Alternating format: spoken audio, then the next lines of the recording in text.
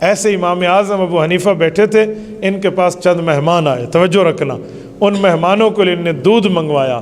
دودھ اس جیسے آج کل چائے ہے نا، زمانہ بدلا ہے تو دودھ میں ملاوٹ آ گئی ہے، وہ زمانہ خالص تھا تو دودھ بھی خالص ملتے تھے۔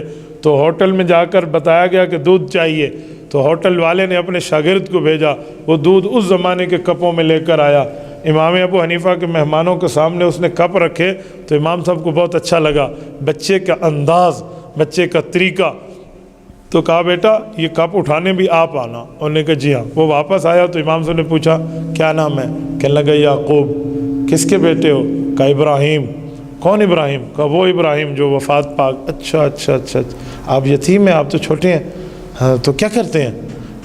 حضرت میں تو اس ہوٹل پہ کام کرتا ہوں، ایک ہفتے کا مجھے ایک یا پتہ نہیں 2 درہم ایک ہفتے کا ملتا ہے، امی کو جا کر دیتا ہوں، ہمارے گھر کا گزر بسر چلتا ہے۔ امام صاحب نے کہا بیٹا ایک کام کرو، آپ کو اللہ نے صلاحیت سے نوازا ہے، ایک وقت آئے گا اللہ آپ کو بہت بڑا رتبہ دیں گے، آپ یہ ہوٹل چھوڑ دو۔ تو کہا پھر میری معیشت کا، کہ وہ اللہ پاک کی طرف سے میں ذمہ دار ہوں، وہ اگر 1 درہم دیتا ہے تو میں 2 دوں گا، وہ 2 دیتا ہے تو مجھ سے 4 لے لینا، لیکن یہاں پڑھنا شروع کر دو۔ بچے نے کہا ادھر کوئی کام وام تو نہیں کرنا پڑے گا؟ کہا جی نہیں، یہاں صرف پڑھنا ہوگا۔ انہوں نے کہا جی بسم اللہ۔ انہوں نے جا کر کب واپس کیے، پڑھنے بیٹھ گیا۔ 1 ہفتے بعد ڈبل تنخواہ ملی تو ماں کو جا کے دی، ماں کو نہیں پتہ، ماں نے کہا استاد نے دی؟ کہا جی استاد نے دی۔ تو ماں اس ہوٹل والے کا شکریہ ادا کرنے آئی، اللہ آپ کا بھلا کرے، آپ نے میرے بچے کا تعاون کیا۔ انہوں نے کہا کون سا بھلا کرے؟ تیرے بچے نے یہاں دوبارہ منہ نہیں دکھایا۔ کہا یہاں نہیں آتا؟ کہا یہاں آج بھی نہیں ہے، دیکھ۔ اچھا کہاں گیا؟ کہا وہ مولوی بیٹھے ہیں مسجد میں، اس کے پاس بیٹھے۔ تو وہ امام صاحب کے مجلس میں آئی اور یہ بچہ پڑھ رہا ہے۔ کہا یعقوب، کہا اب استاد صاحب سے اجازت لیں، کہ میرے استاد سے بات کرا، کہ میں ان کی والدہ ہوں، آپ نے کون سا ظلم کیا ہے؟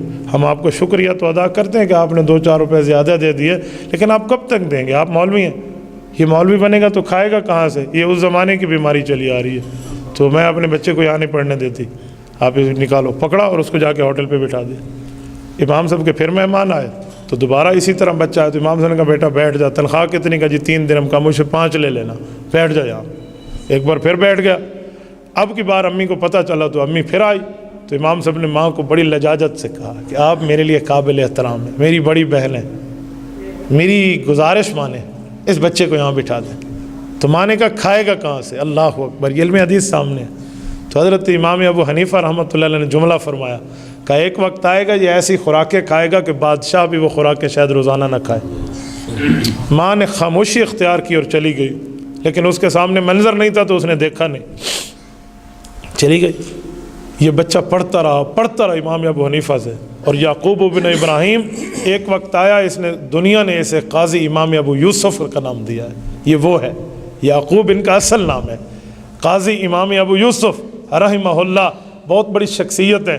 جب یہ بغداد کے قاضی بنے ہارون الرشید کے دور میں، اور قاضی جسے ہم چیف جسٹس کہتے ہیں، عربی میں کہتے ہیں قاضی القضات، پہلے قاضی القضات جو بنے تھے بغداد میں یہ تھے، پوری سلطنت اسلامیہ میں عباسی دور کے یہ پہلے قاضی تھے۔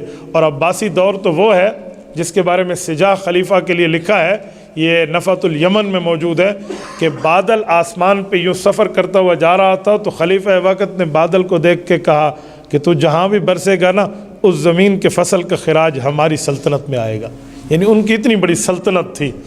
تو یہ اس کے قاضی بنے، تو ان کو روزانہ ایک خوراک پیش ہوتی تھی، وہ کیا تھی؟